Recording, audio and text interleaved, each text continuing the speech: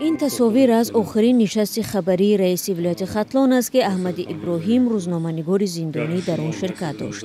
بازداشت او تنها 3 روز بعد از این نشست صورت گرفت، جایی که او از رئیس ولایت درباره گسترش افراطگرایی میان جوانان محلی سوال کرد. اون نیروهای بدخواه ملت ما توسط رسانه‌های اینترنتی تاثیر خود را می‌رسانند و گرویدن جوانان و همان گروه‌های افراطی محض نتیجه زحمت آنها است.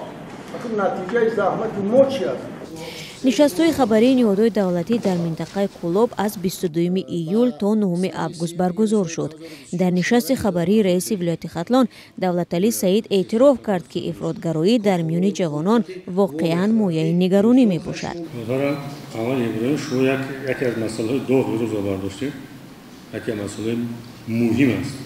در حقیقت معلوماتی که امروز ما در دست داریم از جانب مقامات حفظ حقوق، این مسئله در اقتصاد ولایت نگران کننده است. مخصوصاً گرویدن جوانان با حرکت‌های اکستریمیستی تروریستی.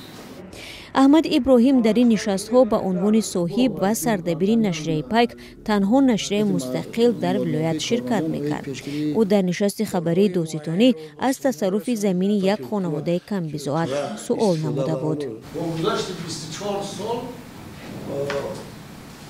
با تراکتور همین فوندامنت چاپا می‌کنند و ما از سویگور کوی که با فایده او حل شده است همین زمین گرفتن از دست این نفران در صحبت شدیم در تماس تلفنی گفت که با فرمان پروکورور ناحیه واسه چاپا کردم. من یعنی دخل ندارم. حالا از بازداشت احمد ابراهیم 1 ماه می‌گذرد.